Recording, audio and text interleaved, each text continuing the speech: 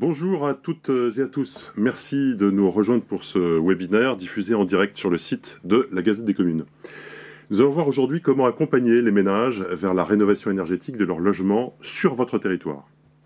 Les crises sanitaires et climatiques, les fractures territoriales, sociales, numériques, économiques et l'augmentation exponentielle des coûts de l'énergie nous envoient un signal fort.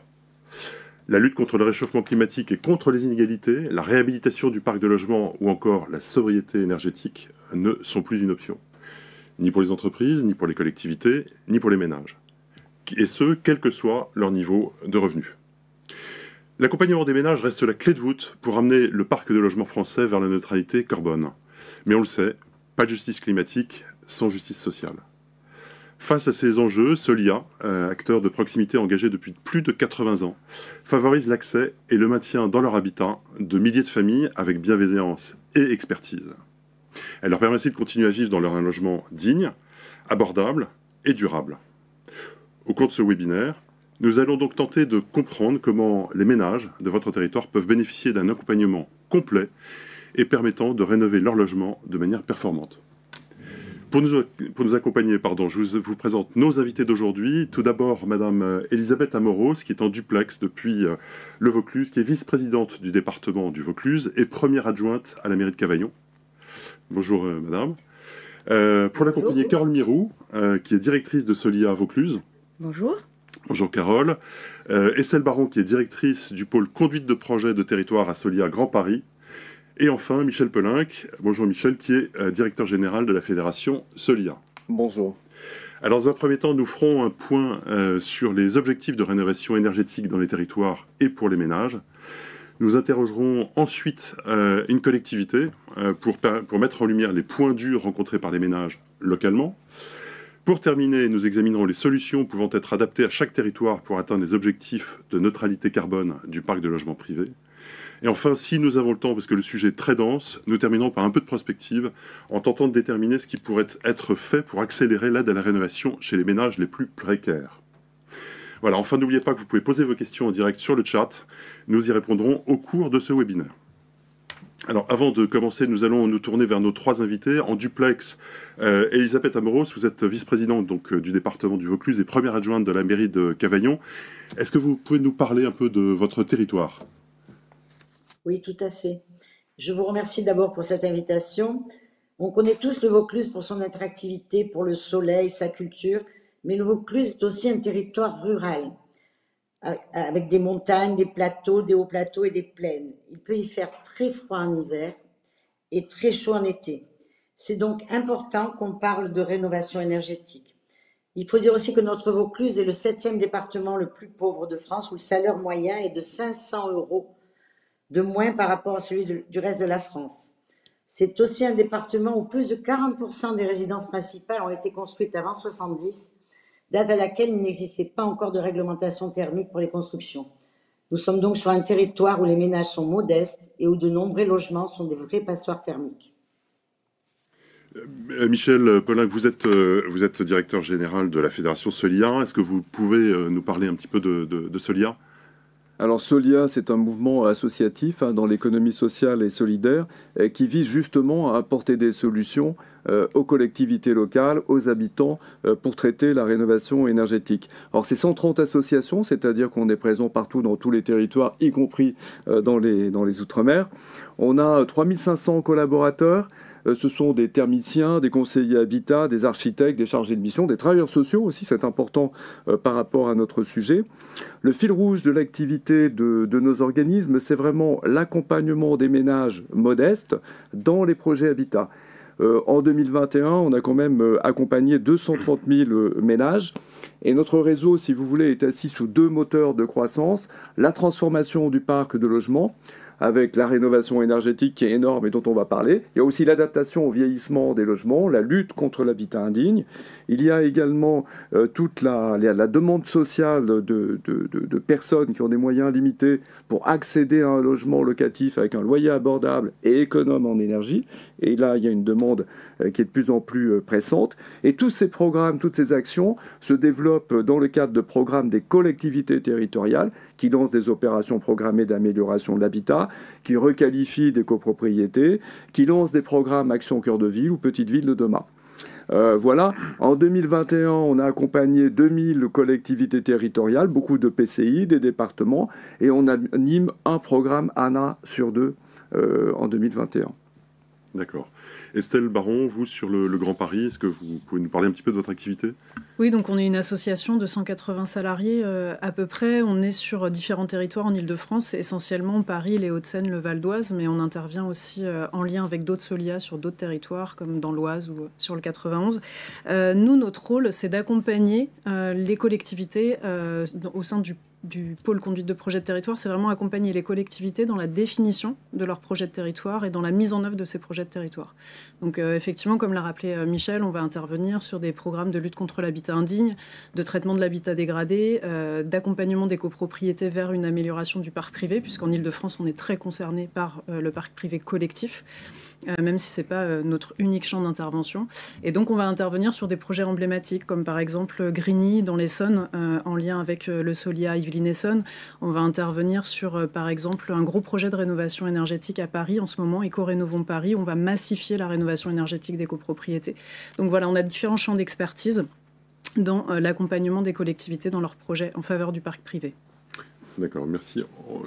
Carole Mirou, on reviendra plus spécifiquement sur le Vaucluse tout à l'heure, mais est-ce que vous pouvez nous parler un petit peu de votre activité de Solia dans le Vaucluse? Oui, alors Solia Vaucluse est une association qui a 60 ans, qui est issue d'une histoire assez particulière, puisque c'est le monde économique et les acteurs du monde rural qui ont décidé de mettre en place une structure pour les accompagner, pour accompagner les collectivités et les particuliers dans la rénovation de l'habitat, et notamment dans la mise en place des politiques publiques locales et urbaines. Donc on est maintenant 20 salariés, on intervient sur tout le département du Vaucluse et en partenariat avec les collectivités, mais aussi les partenaires locaux, les associations, l'ANA et bien d'autres partenaires sur le territoire. D'accord. Alors, on le sait, les passoires thermiques sont dans le collimateur du gouvernement, avec un objectif qui est 2050 et parvenir à un parc décarboné. Pour y parvenir, ménages et territoires font face à de grandes problématiques. C'est ce qu'on va examiner dans cette première partie. Michel Pellinck, pour commencer, quelles sont ces problématiques? Alors le chantier est gigantesque, hein, vous l'avez rappelé, hein, la loi transition écologique pour la croissance verte, 2050, un parc décarboné. Où on en est aujourd'hui? On a 30 millions de résidences principales et on a seulement 1,5 million de résidences qui sont A ou B. Ça veut dire que tout le reste n'est pas A ou B. Là, si j'enlève le parc social public avec les bailleurs sociaux qui vont manager et rénover le parc, j'en enlève à peu près 5,5 millions. Donc il me reste 23 millions de logements privés à améliorer, à amener vers A, B ou C quand il y a des dérogations. Alors ça, donc on voit qu'il y a un effort à faire qui est absolument gigantesque et qui est de notre point de vue un petit peu lent, mais on va y revenir. Et alors si je regarde ce qui nous, évidemment, nos cibles prioritaires au niveau Solia, c'est les passoires. Les passoires, il y en a 5,2 millions aujourd'hui, ça veut dire 5,2 millions F ou G. Et si j'essaye de croiser quelles sont les populations les plus en difficulté qui sont dans ces 5,3 millions, eh bien, j'ai 1,6 million ménages, ça fait à peu près 3,7 millions personnes, français, qui sont dans des logements énergivores avec des petits moyens. Donc ça, évidemment, c'est les personnes que l'on souhaite accompagner le plus rapidement possible. Une précision aussi peut-être pour les collectivités locales, il y a aussi le parc vacant dont on ne parle pas. Il y a 3 millions de logements vacants. Il y en a qui sont situés dans les centres-villes. Et là, on a une passoire sur 3. Ça veut dire quoi? Ça veut dire que là, les travaux à faire pour les ramener sur le marché sont assez conséquents. Alors, j'ai une première question d'internaute. Est-ce qu'on sera au rendez-vous en 2050? Bah écoutez, là, moi j'avais prévu d'en parler un petit peu après, mais si vous voulez, de 2050 au train actuel, de notre point de vue et de point de vue des experts, non.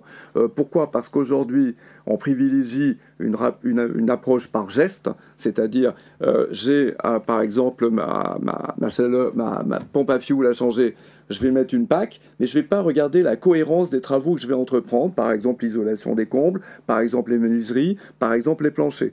Donc ça veut dire que cette approche plutôt matérielle par équipement est insuffisante, et ce qu'on va prôner, nous, évidemment, c'est une rénovation globale avec un accompagnement du ménage du début à la fin, parce que c'est compliqué au niveau des travaux, parce que c'est compliqué au niveau des financements, au niveau administratif des fois, parce qu'il faut faire plein de dossiers. Et voilà, donc si vous voulez, nous, au train actuel, on ne sera pas en 2050 un parc décarboné. Tous les experts sont d'accord là-dessus. Ça ne veut pas dire qu'il n'y ait pas des réveils des politiques prochains, hein. Ça ne veut pas dire ça. Mais tout de même, on a une chose là, peut-être que je peux dire tout de suite, hein, c'est la question de l'interdiction progressive des passoires énergétiques en location.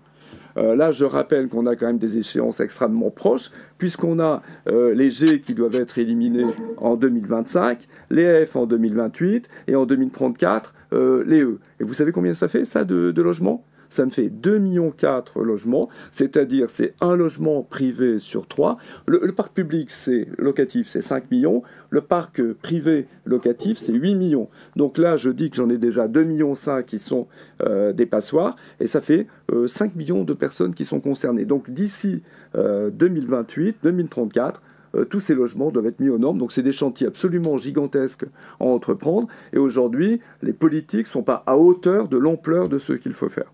Donc il va falloir accélérer considérablement l'effort. Oui. Estelle Baron, de quoi est-ce qu'on parle quand on évoque une rénovation énergétique performante ? Une rénovation énergétique performante, c'est atteindre un niveau d'étiquette énergétique A ou B. Nous, ce qu'on va considérer être une rénovation énergétique performante, c'est effectivement une rénovation globale, comme on vient de le rappeler, hein, de réfléchir à une cohérence d'intervention et pas intervenir sur un sujet ponctuel, ou alors le faire dans une définition d'un programme travaux complet qui va nous emmener sur une performance in fine très, très importante, enfin, qui va nous amener à une étiquette énergétique la plus performante possible pour la typologie du bâti concerné. Et donc, ça va être effectivement de programmer les différentes étapes. Et typiquement, comme on l'a rappelé tout à l'heure, on isole d'abord un bâtiment avant de revoir son système de chauffage pour que le système de chauffage soit calibré en fonction des besoins finaux du bâtiment. Alors pour ça, on comprend que les ménages ont besoin d'être accompagnés dans une espèce de jungle incompréhensible. Carole, en quoi consiste cet accompagnement ? Alors effectivement, face à toutes les aides et l'ampleur des aides, le nombre d'aides, les différences, la complexité technique aussi d'une rénovation globale d'un bâtiment, eh bien effectivement, nous on prône l'accompagnement des ménages de A à Z. Alors cet accompagnement, c'est assez simple, hein, c'est en premier, on écoute le ménage, savoir ses besoins, quels sont ses besoins, qu'est-ce qu'il cherche à faire, réduire sa facture, lutter contre le froid ou lutter contre la chaleur, hein, en ce moment. Et puis après, on va au domicile des personnes. On fait une étude thermique, c'est-à-dire on relève tous les dysfonctionnements qui existent dans le bâti avec la personne pour voir quels sont les points à traiter en particulier et en priorité. Donc effectivement, on va peut-être parler d'isolation avant même de parler de chauffage. Et puis après, on fait un programme de travaux. Une aide financière, c'est-à-dire on fait aussi un programme financier, un plan financier sur toutes les aides qui peuvent être mobilisables pour financer les travaux et pour arriver à un reste à charge le plus petit possible pour permettre à la famille de régler et de faire ses travaux. De l'embarquer effectivement dans une rénovation globale adaptée à ses besoins et adaptée à sa demande de lutter contre le froid ou la chaleur, bien sûr, puisque nous on vient du Vaucluse et effectivement dans le Vaucluse, l'été il fait très chaud et qu'une rénovation thermique, c'est aussi lutter contre la chaleur. Voilà. Alors, Michel, justement, cet accompagnement, on le voit, c'est l'information, mais c'est aussi et surtout le nerf de la guerre, c'est le financement. Comment est-ce que ça fonctionne, ça ? Alors ça, c'est une bonne question. Le rapport, enfin, je vais rebondir là quand même sur la question de l'accompagnement. L'accompagnement a été un petit peu négligé jusqu'à présent. Et il y a eu un rapport, le rapport Sichel, qui a été fait au début de 2021. Et que nous dit ce rapport ? C'est que pour réussir la transition écologique, il faut accompagner les ménages. Ce que tu as très bien dit avec le fameux A à Z. Mais ça, c'est très important. C'est sécuriser le ménage dans son projet. Parce que là, les projets, on avait des projets jusqu'à présent de 20 000 euros. Là, on passe pour aller à du C à B. Moi, je dis C parce que c'est déjà pas mal. C'est des chantiers de 40 000, 45 000, 60 000 euros. Et quand je suis dans les premiers quintiles ou dans les premiers déciles, dans le 3 premiers déciles, eh bien, tout simplement, ça fait un gap gigantesque et il faut trouver tout cet argent. Donc, Sichel nous dit un, l'accompagnement, deux, les rénaux globales, parce qu'au moins là, je vais avoir quelque chose de cohérent et je vais atteindre les objectifs que je me suis fixés. Ensuite, il dit qu'il faut diminuer les restes à charge, parce que les gens qui ont des revenus limités, il y a un financement important. Donc là, c'est toutes les aides, c'est les aides de l'État, c'est les certificats d'économie d'énergie aujourd'hui, c'est bien sûr, après de l'apport personnel, si la personne a pu mettre un peu d'argent de côté, et sinon, c'est les prêts. Donc il y a le prêt avance rénovation qui a été mis en place, le PAR. Là, c'est un petit peu compliqué parce que c'est sur la mutation, la vente éventuelle du ménage plus tard où la banque va prendre l'argent qu'elle a prêté, ou c'est le décès malheureusement du ménage. Là, ça se fait quand même pas tellement. Sinon, il y a toutes les questions de préfinancement de projet.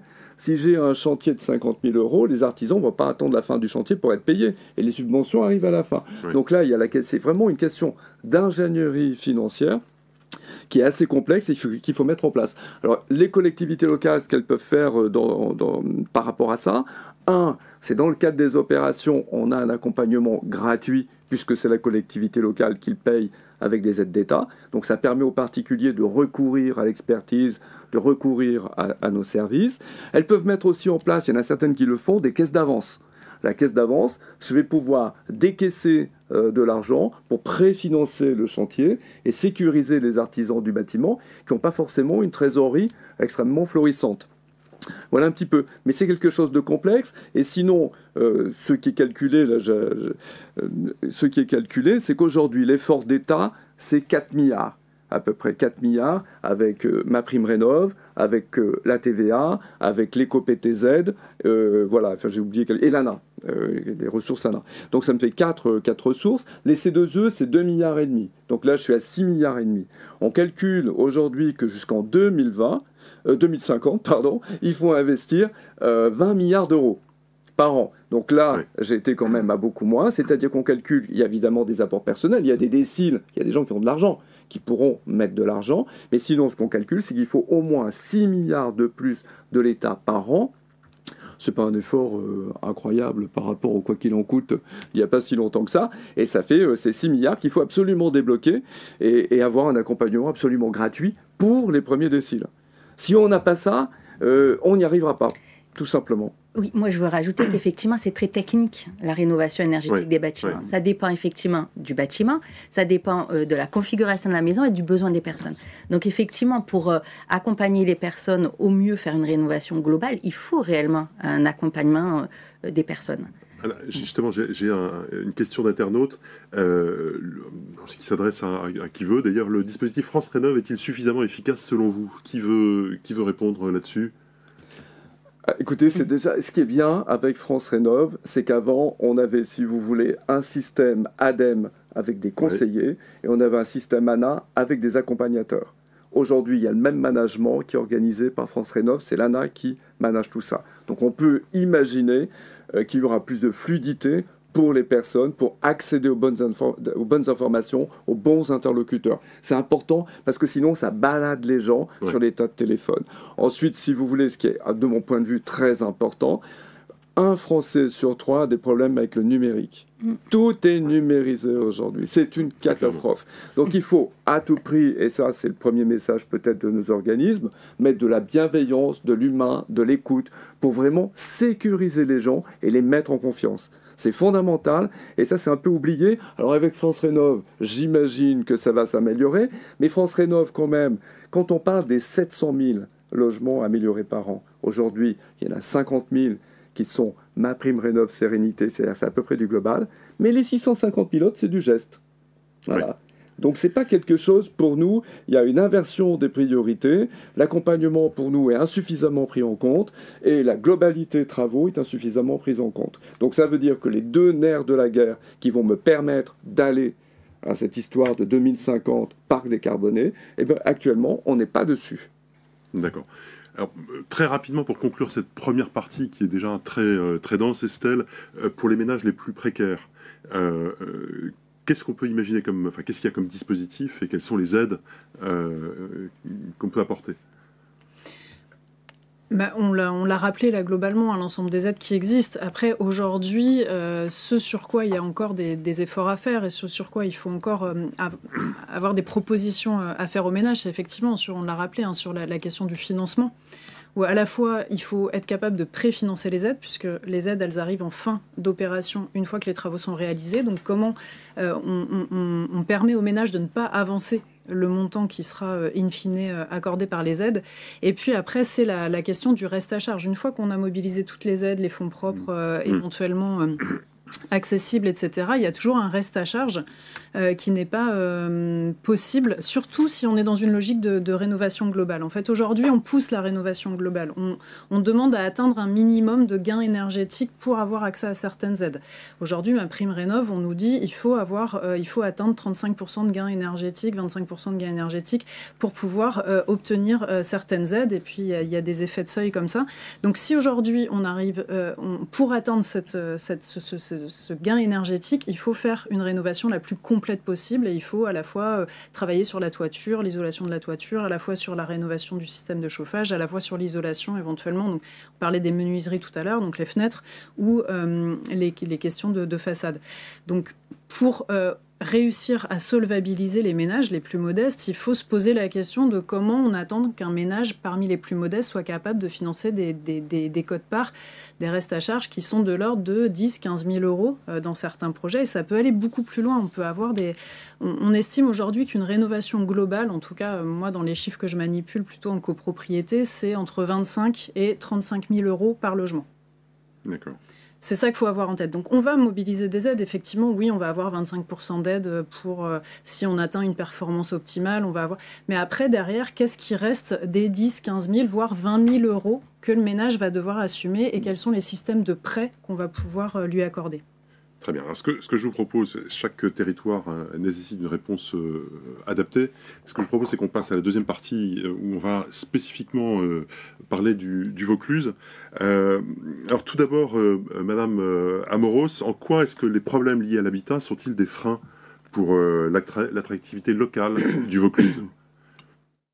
Il faut savoir que le Vaucluse, c'est vrai, reste un territoire attractif en règle générale, mais toutes les villes du Vaucluse, qui sont des villes moyennes et des petites villes, connaissent la paupérisation des centres anciens, qui regroupent un habitat très dégradé, des passoires thermiques et aussi des habitants très modestes.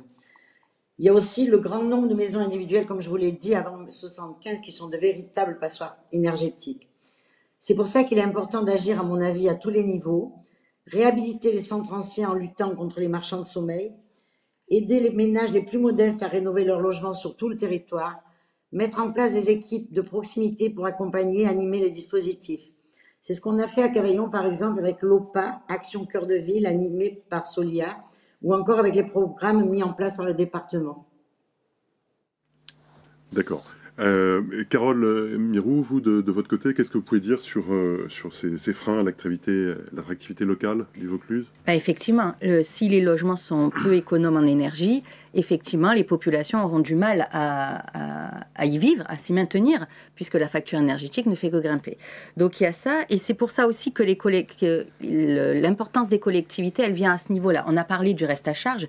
Quand les collectivités s'impliquent dans des politiques publiques et mettent en œuvre des opérations programmées, par exemple, mais aussi d'autres dispositifs, au niveau du département, on en a beaucoup sur le Vaucluse, ça permet de faire réduire, d'augmenter les financements, les aides publiques et des collectivités locales, et donc de baisser le reste à charge des ménages, et donc de plus facilement de les convaincre à faire des rénovations globales plutôt que par geste. D'accord. Madame Amoros, quels sont les enjeux que rencontrent les collectivités locales dans le Vaucluse spécifiquement? Vous savez, l'enjeu est immense parce que pour les collectivités, pour nous, il est indispensable de communiquer, de faire changer les habitudes, d'aider financièrement les plus modestes, mais également les autres, et d'accompagner dans les démarches surtout. Quand je parle de changement d'habitude, je veux parler, par exemple, de l'intention d'équiper des appartements avec de la climatisation. On sait bien l'effet pervers des climatisations, c'est qu'ils contribuent à réchauffer nos villes et qu'ils consomment de l'énergie à l'heure où les prix flambent. Les collectivités, donc le département et les villes, doivent informer, inciter et aider. Mais face à la complexité du sujet, il est important de s'appuyer sur des professionnels dont le seul but est d'accompagner les personnes sans arrière-pensée mercantile. C'est pour ça que le statut associatif de Solia reste une page d'indépendance pour nous. Alors, Carole, justement, est-ce que vous pouvez nous parler des spécificités du Vaucluse, en termes d'habitat Alors, dans le Vaucluse, on a deux grandes problématiques. On a un habitat en centre ancien qui est dégradé dans les villes moyennes et les petites villes. On a l'obligation de respecter le patrimoine des cœurs de ville et des villages. Donc, ça veut dire aussi de faire attention à la rénovation énergétique et qui arriverait en concurrence plutôt avec la rénovation du patrimoine et plutôt la mise en valeur du patrimoine. Et puis on a aussi la problématique, comme l'a dit Madame Amoros, de l'habitat des années 50, de maisons individuelles des années 50 aux années 70, qui sont réellement des passoires thermiques et qu'il faut accompagner aussi et ne pas pas que se focaliser sur les centres anciens.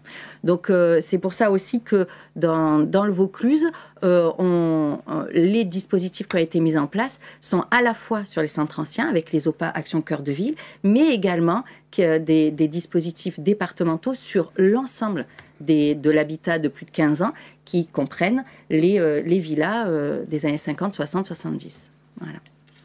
Alors, vous pouvez nous parler un petit peu des spécificités géographiques Oui, effectivement, dans le Vaucluse aussi, on a une problématique de la rénovation énergétique pour lutter contre le froid, puisqu'on est quand même un département où il y a le Mont Ventoux, qui est assez célèbre, mais qui fait qu'au pied du Mont Ventoux, on a froid l'hiver, mais effectivement, on a très chaud l'été.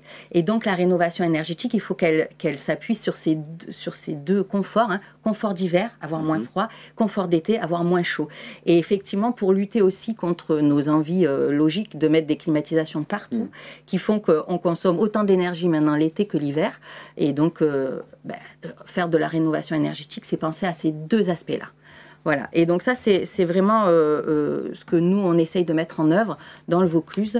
Et je pense que ce sera le sujet de bien d'autres départements avec ce qui nous attend. Madame Amoros, j'ai une question. Quelle est la politique du département au regard de cette rénovation énergétique ? La politique du département, c'est de s'attaquer à cette problématique, mais sous différents angles. D'abord, informer et mobiliser les propriétaires avec le SLIM, le service local d'information de maîtrise de l'énergie, accompagner les propriétaires occupants ou bailleurs dans les démarches apportant une aide administrative et technique. Le PIG, par exemple, les propriétaires occupants et bailleurs avec Solia, avec un renforcement des aides aux économies d'énergie et l'intervention du département en cofinancement des travaux sur toutes les OPA, opérations programmées d'amélioration de l'habitat comme Apt, Carpentras, Cavaillon, Bolène, etc. Et enfin, apporter des subventions complémentaires aux travaux qui ont également une action sur les économies d'énergie. Le dispositif, par exemple, sobriété énergétique est un peu MaPrimeRénov', mis en place avant l'heure dans le Vaucluse. D'accord. Carole Mirou, qu'est-ce que vous faites comme constat sur les difficultés rencontrées dans le département ? Comment est-ce que... Alors, effectivement, donc, comme on a dit, le département du Vaucluse, c'est un département avec une forte population modeste et très modeste, puisqu'on a 50% de la population du Vaucluse qui sont en dessous des ressources de l'ANA, du plafond de l'ANA. Donc, du coup, c'est vrai qu'à la fois, on a des passoires énergétiques et à la fois, on a des habitants très modestes. Donc, le chantier est énorme. Et effectivement, je trouve que sur le Vaucluse, la mise en œuvre de dispositifs à chaque niveau qui sont incités et informés, qui sont à la fois apporter de l'argent supplémentaire, donc des subventions supplémentaires à tous les programmes mis en place par l'État, l'ANA, etc. Et bien ça contribue à améliorer ça et à accompagner les personnes. Le Vaucluse, il est couvert pratiquement tout son territoire est couvert par des dispositifs opérationnels qui sont animés en grande partie par Solia, donc le programme d'intérêt général qui couvre tout le département. Et éventuellement, et toutes les OPA qui sont en centre ancien. Et donc, sur tous ces dispositifs, ça veut dire qu'on a renforcé les aides aux particuliers dans le cadre de la rénovation thermique. Et donc là, on arrive à accompagner les personnes de A à Z gratuitement, ce dont on parlait tout à l'heure, et on arrive aussi à faire réduire ce reste à charge au maximum. Il y a un autre point qu'on a mis en place depuis quelques années avec les collectivités, c'est effectivement une convention avec les SACICAP, qui sont des banques coopératives, des réseaux coopératifs, qui nous permet de préfinancer les aides pour l'ensemble des particuliers les plus modestes. Et donc, nous, dans notre organisme, on préfinance à peu près un dossier sur 3 par les SACICAP, c'est-à-dire les personnes qui n'arrivent vraiment pas à régler ce reste à charge et à faire l'avance des financements, des subventions. Voilà, donc c'est vraiment un territoire où il faut intervenir en amont avec les collectivités pour mettre en place ces dispositifs. Solia fait des études préopérationnelles avec les collectivités, notamment dans le cadre de Petites Villes de demain aujourd'hui. Et puis après, on anime les programmes opérationnels avec les collectivités et on aide au plus proche des particuliers la rénovation énergétique en visitant les logements, en accompagnant les publics. Voilà. Les ménages dans le département, il y a beaucoup de ménages modestes, vous disiez tout à l'heure. Oui, il y a beaucoup de ménages modestes et effectivement, il faut les accompagner, leur faire comprendre, leur faire prendre conscience qu'effectivement, faire un bouquet de travaux, de plusieurs travaux, parfois ça permet de réduire énormément les factures énergétiques, c'est souvent la première problématique, mais ça leur permet aussi de mobiliser le plus grand nombre d'aides. Et donc avec un même reste à charge, on fait plusieurs travaux plutôt qu'un seul geste travaux avec MaPrimeRénov' par exemple. Donc c'est vraiment là-dessus que la plus-value des Solia c'est d'accompagner les personnes et de leur faire prendre conscience de ce point-là. D'accord. Alors, on va prendre le cas de Cavaillon. Madame Moros, quel est l'état du parc immobilier à Cavaillon ? Il est un peu déjà ce que je vous ai dit. À Cavaillon, pour apporter des solutions aux besoins de rénovation énergétique et à l'habitat insalubre ou très dégradé, on a mis en place l'OPA-RU dans le cadre du dispositif Action Cœur de Ville, puisqu'on fait partie des villes qui ont été sélectionnées pour refaire le cœur de ville. Et ensuite aussi, dans un deuxième temps, on a instauré, alors il y a déjà un petit moment, le permis de louer. C'est-à-dire qu'un technicien spécialisé de Solia visite tous les logements qui sont loués pour savoir s'il est décent. Et le permis de louer est une obligation pour tout propriétaire dans le centre-ville notamment, où l'habitat est très dégradé. Bravo pour cette initiative, si je puis me permettre. Alors, c'est vrai, c'est top. Informer les propriétaires que les aides existent, c'est également une clé de réussite pour la rénovation énergétique. Comment est-ce que ça fonctionne, Carole ? Alors, dans une OPA, comme à Cavaillon par exemple, on a des permanences de proximité toutes les semaines. Ouais. On accueille les publics. On a aussi, nous, au sein de Solia, on accueille les publics à la fois au téléphone et sur rendez-vous si les personnes ne peuvent pas venir et se déplacer lors de la permanence. Et ça, c'est très important, la proximité et l'humain. Remettre de l'humain au cœur de cette espèce de magma d'aide qui sont importants, il faut aider les personnes, mais c'est expliquer, toujours communiquer, informer les personnes. Donc on accueille tout le monde, on recueille la parole, on écoute, quel est leur problème, j'ai froid, je paye trop cher, voilà, c'est la base au départ.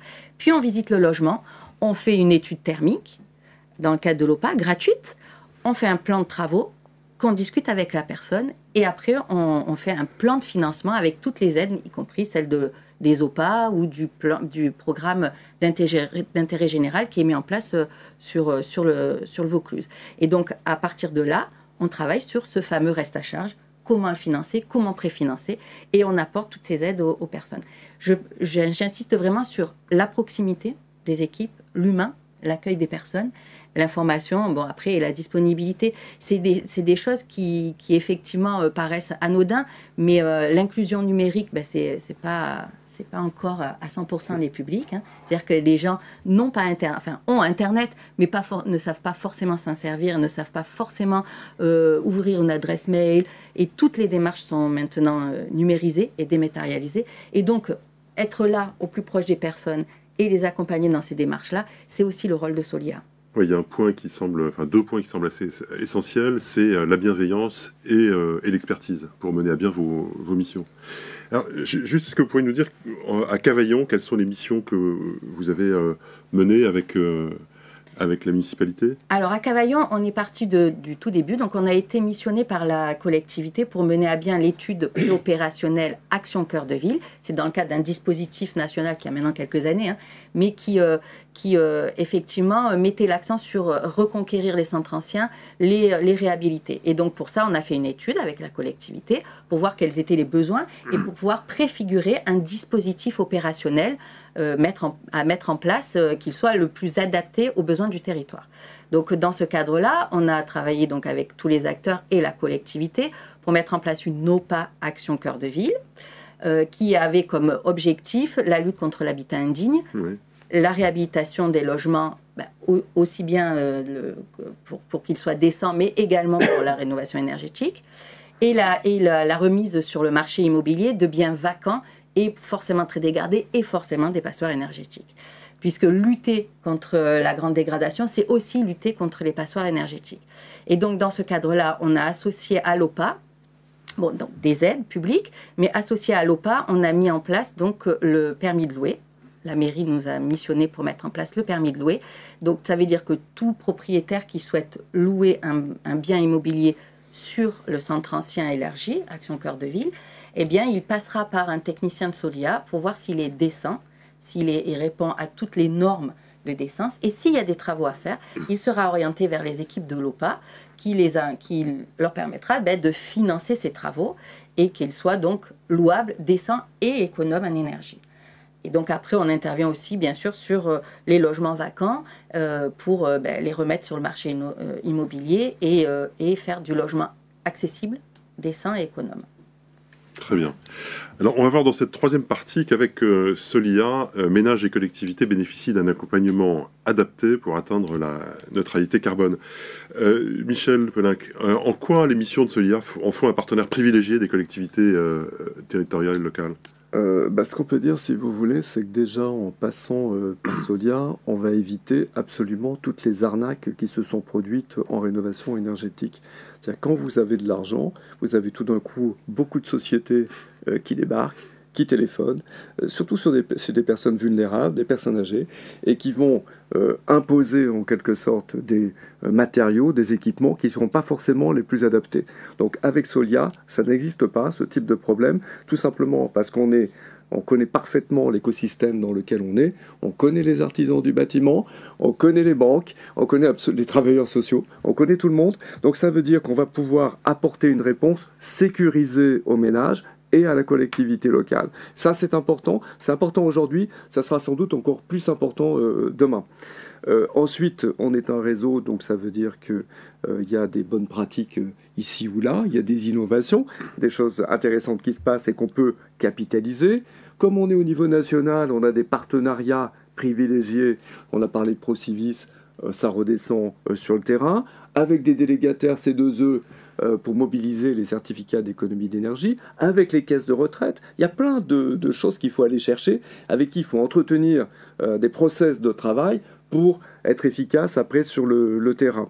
Au niveau des savoir-faire, ça j'en parle pas trop parce que tu l'as très bien dit, et ça fait longtemps qu'on éprouve les méthodes d'assistance à maîtrise d'ouvrage, d'accompagnement des particuliers. Simplement aujourd'hui, peut-être ce qui est un petit peu nouveau, c'est de développer des boîtes à outils expertes, aussi bien au niveau technique et des logiciels métiers, c'est-à-dire par exemple des simulateurs pour faire rentrer toutes les aides et sortir des simulations qui permettent au particulier tout de suite par rapport à son programme de travaux de voir les aides dont il va pouvoir bénéficier. Autre chose quand même, il y a la réno énergétique, c'est bien, mais il n'y a pas que ça. C'est-à-dire, tu l'as déjà un petit peu dit, mais aujourd'hui, on a quand même demain MaPrimeAdapt qui va arriver en 2004. Ça, c'est l'adaptation des logements au vieillissement. Et c'est massif, c'est extrêmement important. Et aujourd'hui, on est vraiment aussi très en retard là-dessus. Alors, quand on fait un grand chantier de rénovation énergétique, on peut aussi penser à l'adaptation et embarquer cette question d'adaptation pour que les personnes vivent le plus longtemps chez elles de façon confortable. Voilà, c'est fondamental. Mais ce que je voulais vraiment dire aux élus, insister, c'est qu'avec Solia, en tout cas, il n'y aura pas d'arnaque. Tous les devis des artisans sont vérifiés, on vérifie tout, pour pas qu'une personne âgée se fasse... Moi, j'ai vu récemment quelqu'un, une pompe à chaleur, 25 000 €. C'est beaucoup, quoi. Le problème, comme la personne est venue trop tard chez nous, on a 15 jours, je crois, pour se rétracter, c'était trop tard. Voilà, une pompe à chaleur à 26 000 euros. Bah, il faut éviter ça, il faut sécuriser tout le monde, sécuriser les administrés et arriver sur des bons projets.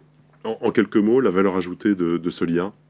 La valeur ajoutée de Solia, c'est vraiment l'accompagnement, aller vers la réno globale, trouver le maximum d'aide et permettre tout simplement à des particuliers de faire le projet le meilleur possible par rapport à leurs besoins aussi. Tu as parlé tout à l'heure de l'écoute des ménages. Il faut écouter les ménages, c'est-à-dire que ce n'est pas qu'une solution technique. C'est une solution humaine et technique qui leur correspond. C'est très important. Ce n'est pas qu'une histoire d'ingénieur, la rénovation énergétique. Pas du tout. Alors, il faut juste, excusez-moi, il faut juste répondre, parce qu'effectivement, par exemple, nous, on a souvent le cas de personnes qui viennent et qui disent « je veux changer mes fenêtres ». On sait, nous, techniquement, que les changer les fenêtres, ce n'est pas ce qui fait gagner en termes d'économie d'énergie. Par contre, si on écoute ce qu'il y a derrière, c'est-à-dire que souvent, les gens disent « je veux changer mes fenêtres parce que je sens du froid, parce que je sens un courant d'air ». Et en fait, quel est systématiquement, quand on sent du froid, on augmente le chauffage, on monte le degré de chauffage. Et donc, c'est là où on consomme de l'énergie. Donc, on part de ce besoin-là en disant, OK, on entend, on veut bien on veut bien vous accompagner pour changer vos menuiseries, couper cet air froid. Mais on va parler aussi du reste, de l'isolation, donc du coup, de ne pas la déperdition d'énergie. Vous aurez plus d'air, mais vous aurez aussi une économie d'énergie parce qu'on va isoler vos murs. Et c'est partir du besoin pour après étendre vers une rénovation globale. Voilà. Alors, on va étudier un cas un peu particulier, qui est celui du Grand Paris. Estelle Baron, est-ce que vous pouvez nous dire un petit peu quelles sont les spécificités de cette zone?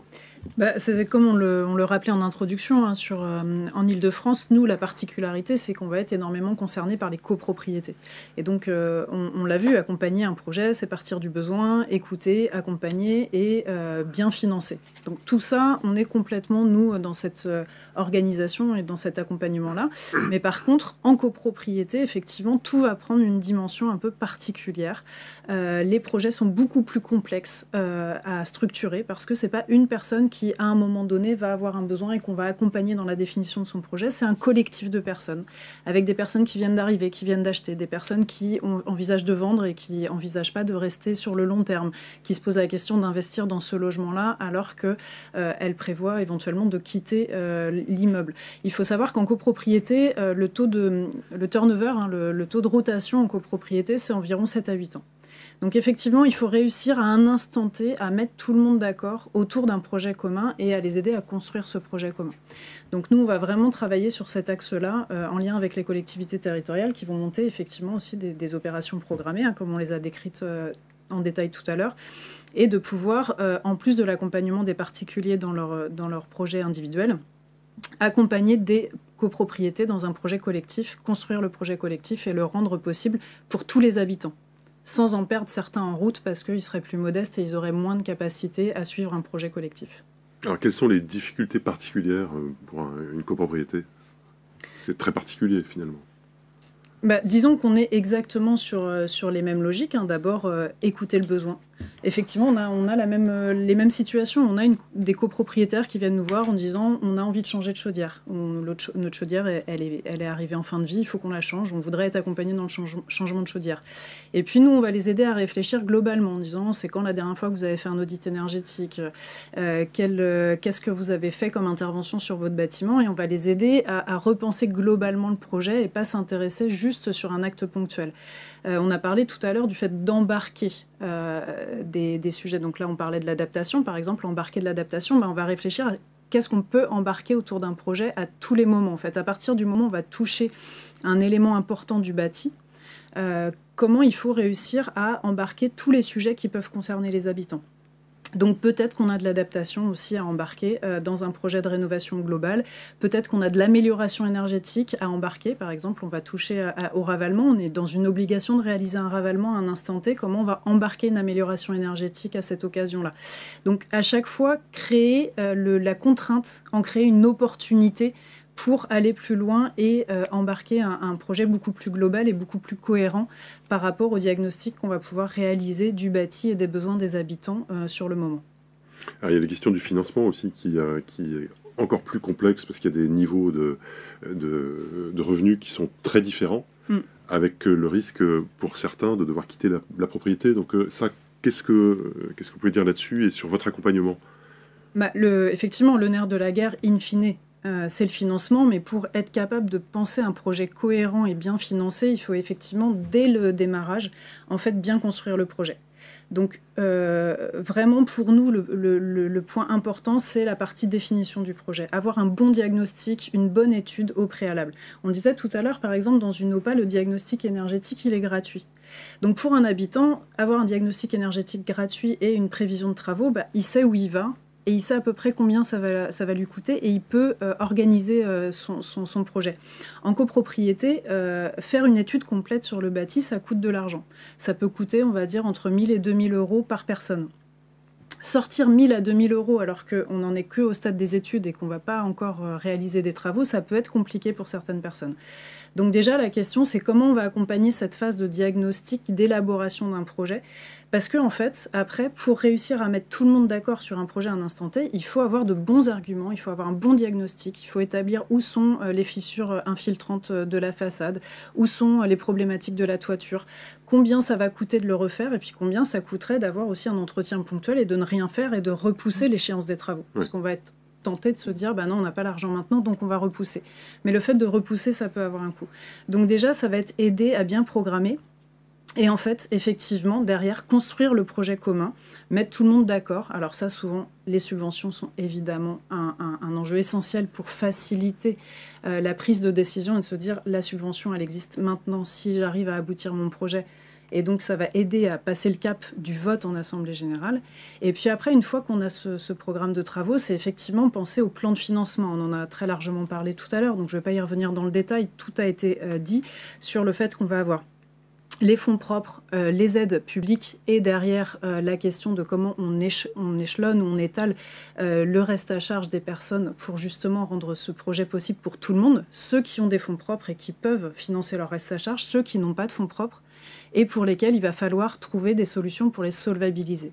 Et là où dans les projets de territoire, on a vraiment un levier très intéressant, c'est qu'en général, on va avoir les aides nationales qui existent et puis les aides locales. Et souvent, les aides locales, elles vont justement soit s'adapter aux spécificités du territoire, donc du bâti, des bâtis qui sont plus complexes à embarquer parce qu'on n'est pas sur des bâtis des années 60-70. On est sur du centre ancien, on est sur de la petite copropriété. Donc les aides locales, elles vont venir renforcer l'action nationale et on va pouvoir effectivement trouver éventuellement des solutions au cas par cas pour les propriétaires les plus modestes, avec soit encore une fois des aides locales qui vont abonder les personnes les plus modestes, soit des aides sociales qui vont venir répondre à des situations particulières avec soit les caisses de retraite, soit la caisse d'allocation familiale, etc., qui va nous aider à solvabiliser les personnes les plus modestes. D'accord. Alors juste pour vous dire, on va dépasser un petit peu le temps imparti, parce que c'est un sujet qui est extrêmement dense et passionnant. Michel Pellinck, c'est une évidence, le nerf de la guerre, c'est, au-delà de l'information, c'est ce reste à charge. Comment est-ce qu'on peut faire en sorte que ce reste à charge soit le plus petit possible pour les ménages et surtout les plus précaires? Écoutez, nous ce qu'on dit, c'est d'abord, il y a un choc de sobriété en ce moment. C'est-à-dire que les ménages, on a une augmentation de 15% du coût de l'énergie en janvier. Je rappelle que dans les pays européens voisins, c'est 200 € de plus par mois. Nous, on est à 25 ou 20 € de plus. Mais on voit bien que peut-être que ce bouclier tarifaire va pas forcément durer parce que ça coûte cher. Donc il y a vraiment un choc avec cette sobriété. Et l'idée, si vous voulez, c'est d'en faire une opportunité pour aller vers une politique de rénovation énergétique beaucoup plus offensive. Il y a deux choses là. Nous, on prône une démarche inclusive et écologique. Ça veut dire que, par exemple, inclusif, l'accompagnement pour les 4 premiers déciles doit être gratuit impérativement. Pour ceux qui sont plus riches, ils peuvent payer. Mais en tout cas, ceux qui n'ont pas d'argent, être accompagnés pour accéder à un beau projet, eh bien, ça doit être gratuit. Ensuite, c'est vrai qu'on a les 3 premiers déciles, ceux dont on dit, il faut passer, alors toi tu disais en copro 30 000, les maisons individuelles, c'est plutôt 60 000. Ils ont 2 000 €, 1 500 € par mois. Ils ne vont pas y arriver. Donc, à un moment donné, il faut que les aides de l'État grossissent. C'est les fameux 6 milliards dont j'ai parlé tout à l'heure par an qu'il faut mettre sur la table. C'est quand même pas quelque chose d'absolument extraordinaire. Et il faut comprendre que si vous demandez à tout le monde de rénover sa maison pour aller à l'UAB, si j'ai 2 000 €, je ne peux pas le faire. Donc c'est un problème de solidarité nationale et de compréhension du projet collectif dans lequel on est tous embarqués. D'accord? Alors, les collectivités locales, pour moi, jouent un rôle fondamental d'entraînement, de mise en place de dispositifs et justement de gratuité de l'accompagnement pour tous les particuliers. C'est vraiment fondamental et je trouve que les collectivités locales doivent permettre à leurs habitants d'aller vers un habitat confortable, économe en énergie et neutre en carbone. C'est essentiel. Donc c'est vraiment une action des pouvoirs publics, je dirais le gouvernement, mais également, bien sûr, les acteurs de proximité que sont les collectivités locales qui connaissent parfaitement le patrimoine, parfaitement leurs habitants. Et là, c'est cet effort général qu'on appelle le plus fort possible. J'ai une question d'internaute. Comment sera intégré l'accompagnateur Rénov'? Alors, Solia est depuis le 1er janvier 2022 mon accompagnateur Rénov'. Donc, c'est-à-dire qu'on est déjà mon accompagnateur Rénov', et tout simplement, c'est l'émission qu'on effectue aujourd'hui. L'itinéraire va être un peu plus musclé, puisque par exemple, l'évaluation énergétique, on va passer sur un audit énergétique, quelque chose d'un peu plus sophistiqué, et nous, on y est prêt. Et puis ensuite, il va y avoir une deuxième visite, notamment pour expliquer à la personne comment bien utiliser ses équipements, bien maîtriser le fonctionnement de l'ensemble des dispositifs qui ont été mis en place. Je pense à une PAC, à VMC, brasseur d'air peut-être pas parce que ça c'est un peu plus simple. Voilà, donc il va y avoir tout ce... voilà, donc là on attend sur mon accompagnateur Rénov' justement un peu plus de financement que les 600 € qui sont aujourd'hui octroyés pour faire ça, ce qui fait que l'accompagnement est quand même aujourd'hui portion congrue, hors c'est nerf de la guerre avec le fameux reste à charge. Donc il faut bien comprendre cette économie. Alors, on va terminer par une petite partie prospective. Je vais vous demander d'être très concis les uns et les autres. Qu'est-ce qu'on peut imaginer comment est-ce qu'on peut engager durablement cette transition, et notamment chez les ménages les plus précaires, Estelle? En quelques mots. En quelques mots, on l'a vu, c'est vraiment avoir un système d'accompagnement qui soit le plus combiné possible. Et c'est effectivement de pouvoir à la fois accompagner les aides de l'État, qui aujourd'hui, par exemple, en copropriété, sont des aides socles à l'ensemble de l'immeuble. Donc c'est très puissant pour accompagner une décision à un instant T, et de pouvoir appuyer par des aides individuelles et des compléments d'accompagnement pour les ménages les plus modestes. Ce sur quoi aujourd'hui nos moyens sont un peu plus limités. Et effectivement, tous les systèmes de financement qu'on peut penser à côté. Et comme on l'a dit, faire appel à des accompagnateurs, c'est très important, un tiers intervenant qui va s'adapter à toutes les situations. Et pour rebondir sur la question de tout à l'heure, Solia, en tant que coopérateur des politiques publiques, est tout à fait à même de s'adapter à toutes les situations, y compris quand il y a déjà un premier accompagnement. Et donc notre rôle, c'est de nous adapter et de proposer aux personnes qu'on accompagne l'accompagnement le plus juste et le plus nécessaire par rapport à tout ce qui a déjà été mis en place. Carole, sur cette question? Alors moi, je rebondis un peu sur ce que disait Michel, c'est-à-dire l'important, c'est l'action des collectivités. C'est-à-dire qu'effectivement, l'État doit s'engager, doit durablement mettre en œuvre des fonds, mais il faut que les collectivités rentrent dans la danse et mettent en place des dispositifs. Nous, sur le Vaucluse, je ne peux pas dire que ce ne soit pas le cas, puisqu'effectivement, le territoire du Vaucluse est bien couvert en dispositifs opérationnels, mais il faut y aller. Et effectivement, Solia peut accompagner les collectivités dans la mise en œuvre de ces politiques et l'animation des dispositifs. Donc c'est vraiment là-dessus que je voudrais accentuer la question, quoi.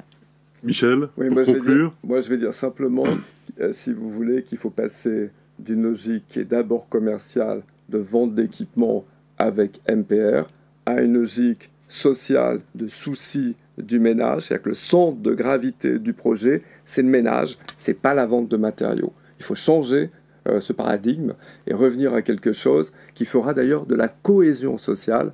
On parlait du numérique tout à l'heure. Il faut que les gens soit dans la société. Si vous commencez à les mettre à côté, qu'ils n'aient pas accès aux équipements, à la transition écologique, eh bien, ils ne seront pas satisfaits. Et on sait ce que ça produit.